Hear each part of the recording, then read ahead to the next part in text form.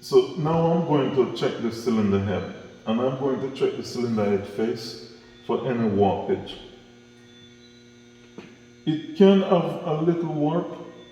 It's not, you don't have to cut the head every time because it have a little warp. And you really want to do everything possible from avoid cutting the head because you don't want to change the compression ratio, especially it's a stock engine you're building, so you want to keep the compression ratio original as much as possible. And this is a cylinder head tool that you use to check the head, but this is something, it's just a straight edge. There's no technology to it. As long as you have a perfect flat straight edge, you're good to go for checking the head. And we're basically going to check it across here to make sure no warp in there. And we're going to do an X, and we're going to check it over there and over there. So the first thing we're going to do is right here. This is a feeler gauge, and basically we're checking thou, meaning if you have 1000, counting to 1000, this is measuring 1 out of 1000, 2 out of 1000, 3 out of 1000. So we're going to start with a 3 thou, and if it don't go under, and there you go, 3 thou go under.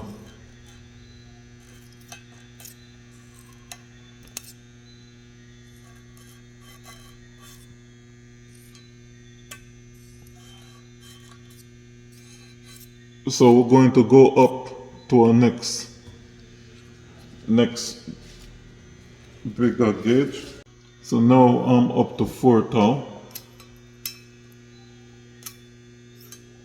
4 thou can't go under. And if you notice over here, can't go under. Can't go under. Just barely have to force it. There, same.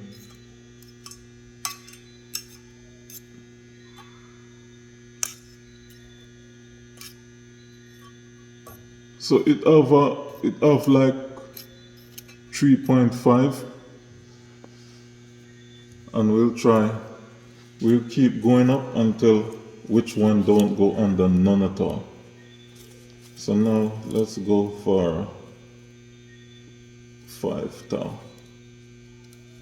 Okay, so that's a 5 thou.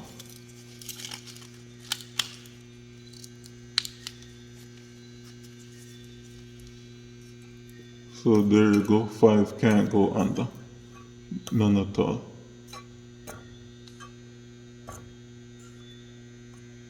So we know it have basically a 3.5 thou wear. So that's well within the limit. Now we're going to go on an X, and we're going to go back with the 3 thou.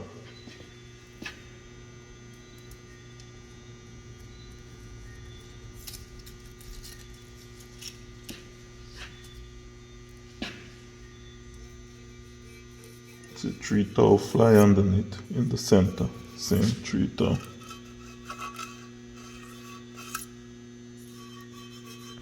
And it's really bad there.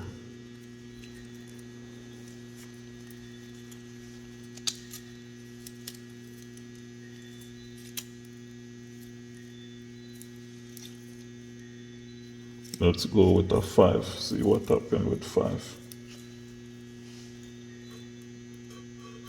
5 go under.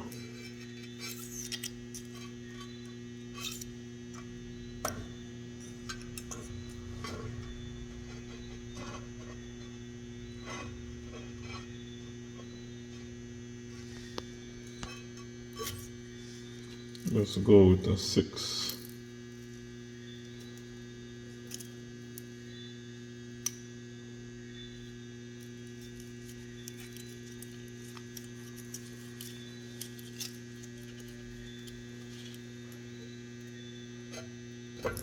No.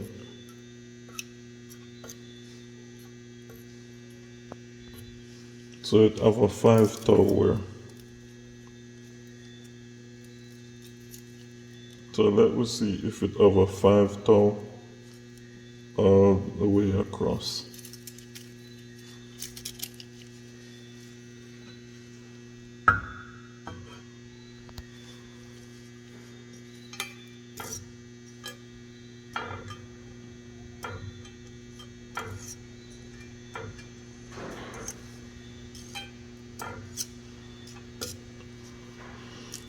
No, what we're seeing now is that the head is a little bit twisted.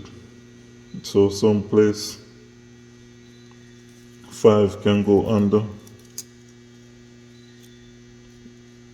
And we use the new feeler gauge.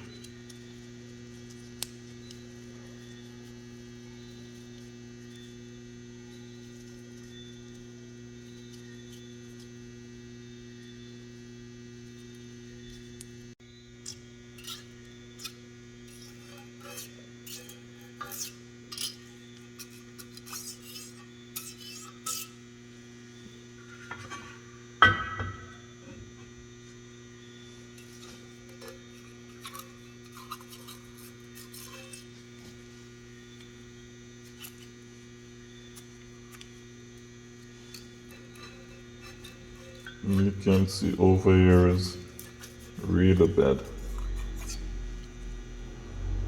We're going to see how much. I'm thinking at least a 6 or a 7 towel. That will go with the 6. See, 6 just fly underneath.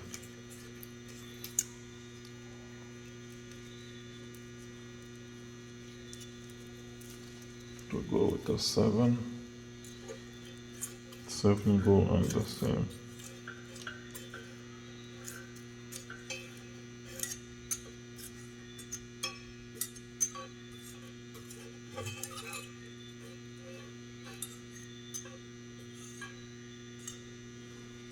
Let us see the next one that can go under.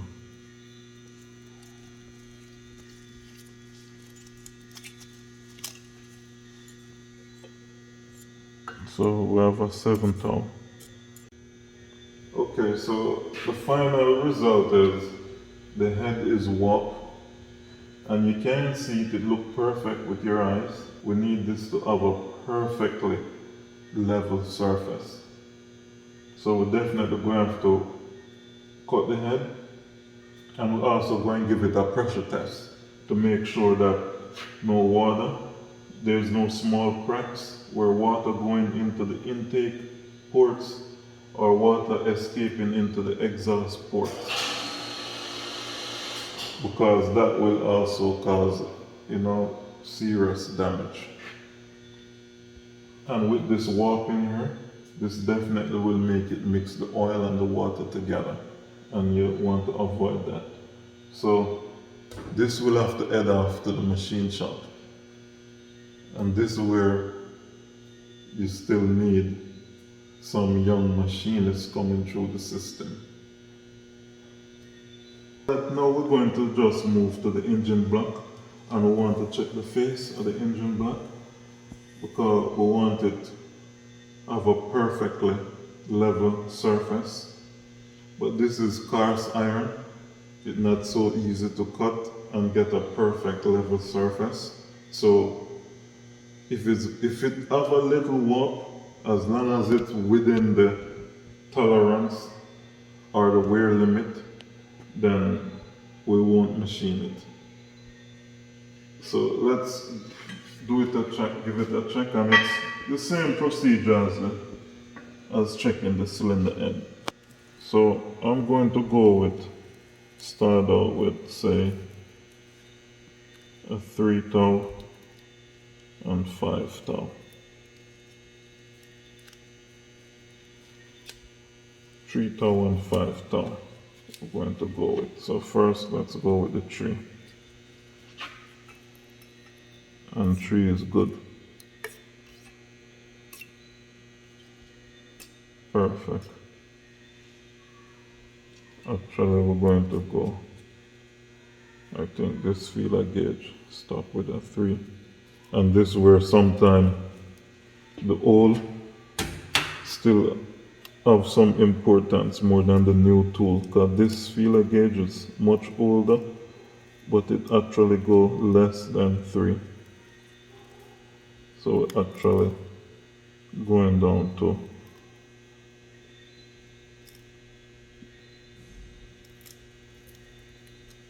we're going to go down to 2. Okay, so we're down to 2. See, it's so flimsy that you have to be careful with it.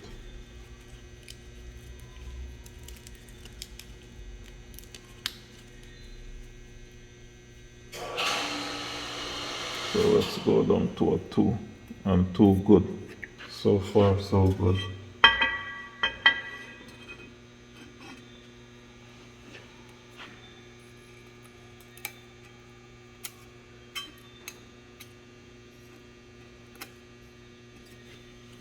So I'm just using a light, and I'm actually just check it, and you can see it's perfectly flat.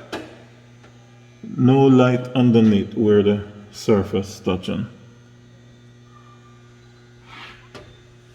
So far the cylinder engine block test check going well.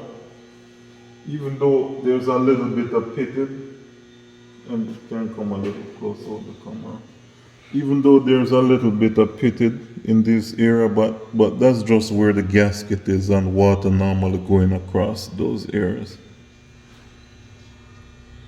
So we're not too concerned about that. And we have a perfectly sealed section around here. We can see the impression of the old gasket. Perfect. And there's no rust away in the engine block going towards where the cylinder head gasket seal. So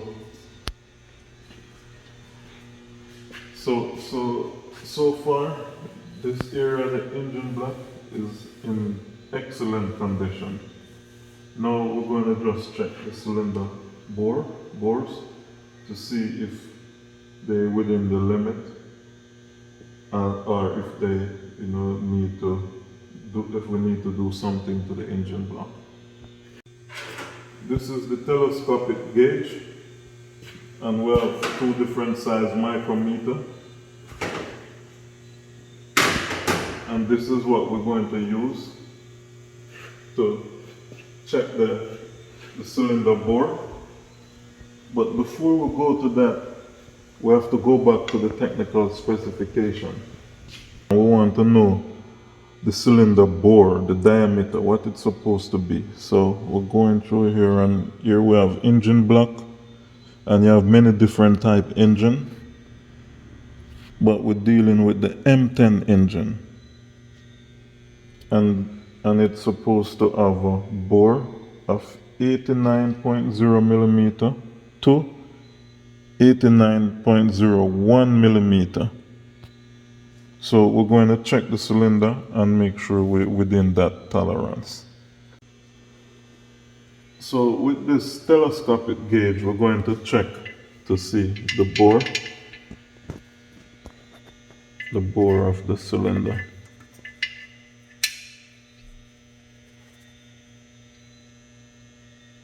And we're checking where the piston haven't worked before. We want to see what size that is, if it's to what the book say.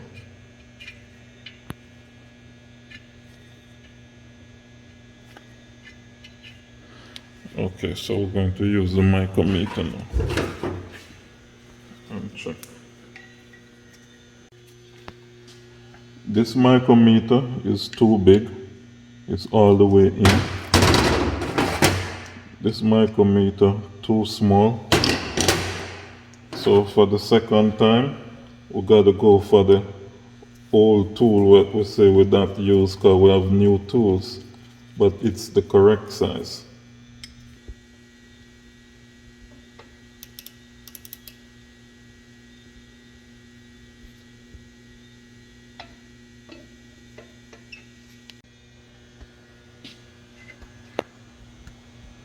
So if you see this impression right in here, this is where the piston rings actually stop. And we can't feel anything, but you can see that it is worn. So we want to check how much it's worn.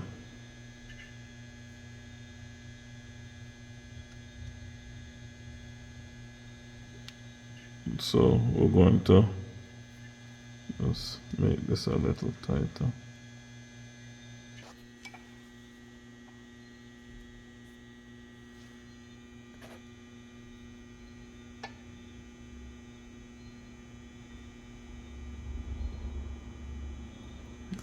So after measuring the cylinder, measuring TDC top dead center and BDC bottom dead center, and back at TDC, just below the ridge, we have our maximum wear mark, and it's 89.1.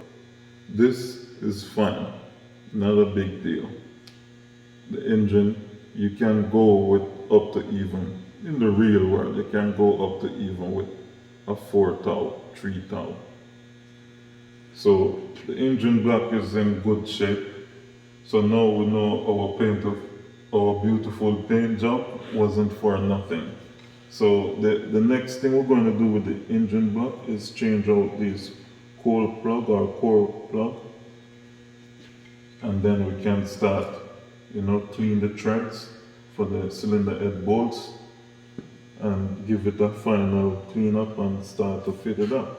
So this is good news. The cylinder head is bad news. You'd have to go to the machine shop. Now I'm going to check the crankshaft, and we're going to check all the journals to make sure they are still the correct size. Even though with the eyes, pure eyes, they look good, but we still got to get a final measurement on them to be 100% sure. Because if they're incorrect or they're worn down a little, then the engine will lose a lot of oil pressure, and that cause other domino effect including damaging the bearings and so on.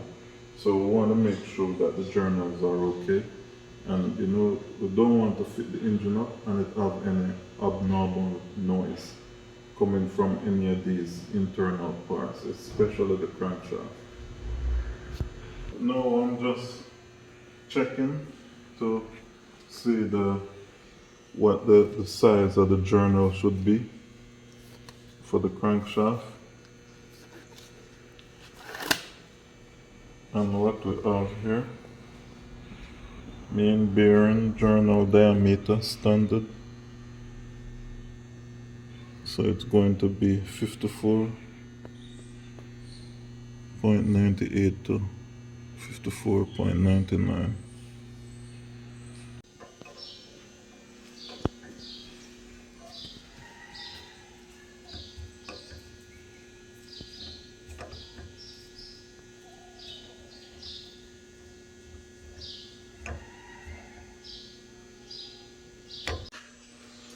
So for checking the crankshaft, you have more than one tool and different ways to check the journal.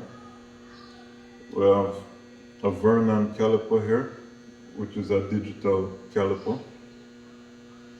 and it can measure in millimeter and centimeter. And then we have the micrometer. So now I'm going to use the Vernon caliper, because any one of them can use to check the journal. So you don't have to, bog down with, you don't have a micrometer or vice versa. Whichever one you have can use. And you may just check in the diameter of the main journal first. We're going to check, and then we're going to check the connecting rod journals. So we're looking for the crankshaft and main bearing journal diameter standard, and we have 54.98.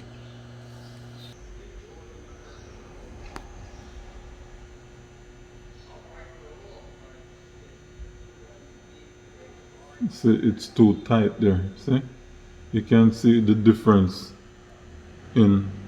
Now you can see how it go waxy. But lock it up back again, and then we're going to make it go waxy.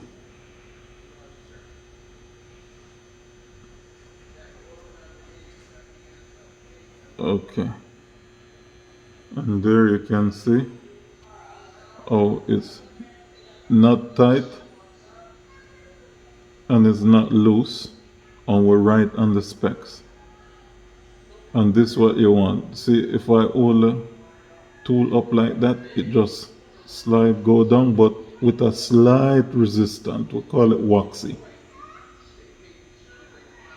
And there it is. So we know the main journals are okay. Now we're going to just check the Conrad journal. So now I'm checking the Conrad, and you can see how the Vernon caliper moving nice and smooth. It's not loose and it's not tight. And that's what we want, that waxy feeling. And we're right on spec, 47.95. And let me just confirm it with the specs in the book. So far the connecting rod journal and the main bearing journals, they are in good shape and they're all within specification. This means the crankshaft just need a slight polishing, no cutting or grinding. At the same time, we can see this timing gear here. The teeth is sharp, and you can see where the chain start to cut in. So this crankshaft timing sprocket, sprocket, this sprocket need to be replaced. So other than that, the rest of the crankshaft okay. In the back rear of the crankshaft where the seal go, you can see this ring right here where the seal cut a ring there. But we'll solve that problem by not making the seal go back to the exact place. So we'll just stop the seal a couple millimeter out, so it on a new section instead of knock it all the way in. So it will be on a new surface instead of going here, and this will damage it and make it leak. But we won't change the crankshaft just because of this slight wound right here. We just change the position of the seal. So this is the number 3 piston, and we inspect it to make sure it didn't have any cracks and all the ring groove is okay. We also check the ring groove clearance and they're fine. Now we're just going to do the final check, where we're going to check the skirt of the piston. This is the crown, this is the skirt. And again, we're going to check the skirt of the piston now. And we're using the micrometer to check it. We can use the Vernon caliper too. That really matter. And then we're going to see what measurement we get.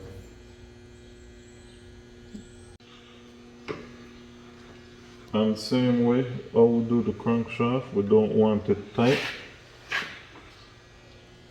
And we want to get the off of the crown, and it just be nice and waxy, not tight, not loose.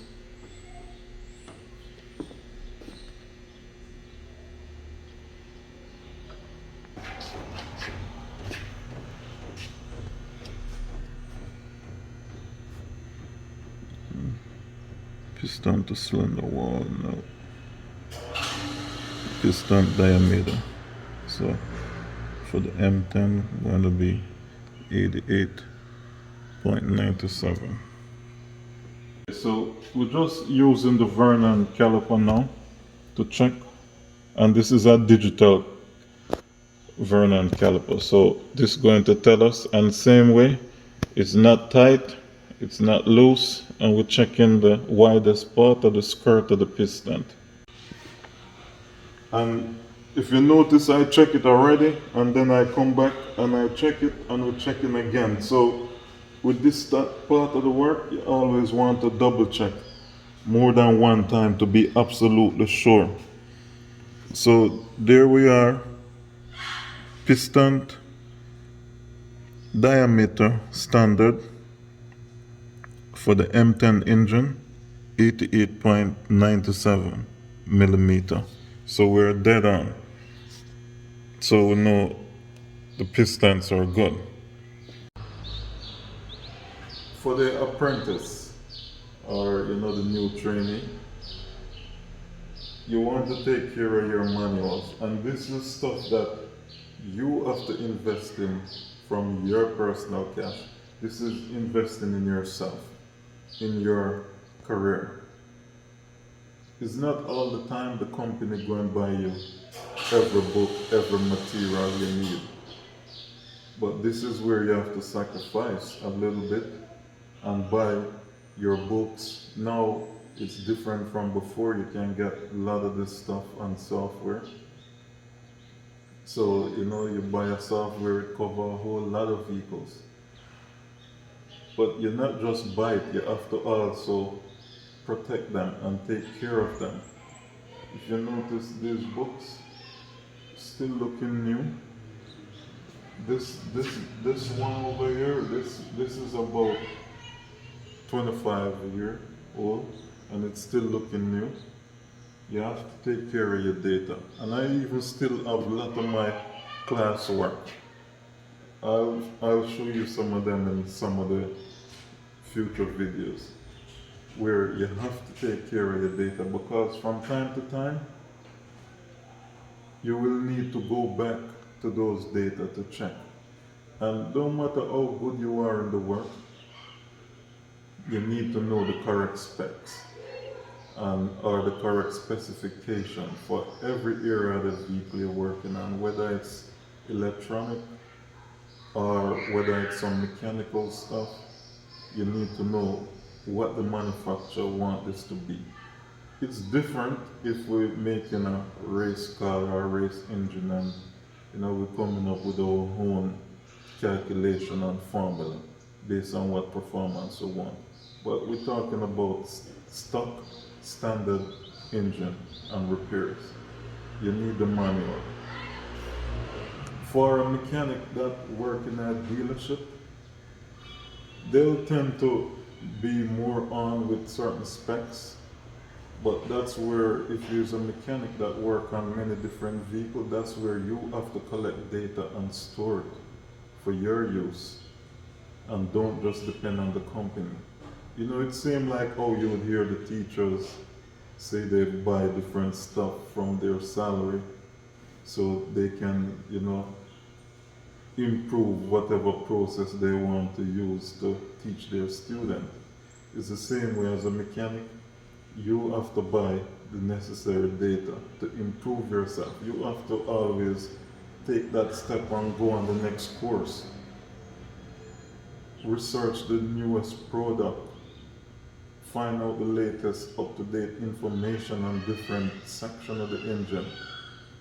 You have to be proactive and consistently do that. It's never finished. So it's not like, oh, I'm a trainee, I finished college or I finished my mechanic program after 2 years or 3 years and that's it. No. As long as you're repairing cars, you constantly have to update yourself, and don't just wait on the company or somebody else to do it for you. And make it easy now. Back then it was much more difficult, because you would have to research where you can get certain books. Some books just not available, or the manufacturer don't make some information public. So it was real challenging back then. Now it's much more easy, because you have a lot of aftermarket company that they specialize in producing data for vehicles. So again, you have to invest in yourself by keeping up to date with technology. And it don't mean that you have to constantly go to school. It's just a matter of staying on top of what new coming out and keep improving yourself so you can be ready. Uh, Put it this way: don't matter how talented you are, you want to be ready for the next available position up from where you are. And that's what I always done. I never wait until, when you see a job advertised, then you say, they asking for this, or if you have that experience. No, I always look, what's the next thing I can do? And I be proactive. And I always hunting that data. So whenever a new opportunity arises, I'm always ready and waiting for the opportunity to come. If you like this video, don't forget to subscribe to our channel and recommend it to a friend. And if you're in the neighborhood, feel free to stop by and have a conversation. Or if you just want to send us your question or comment, we will show a reply in our next video. Thanks again for watching.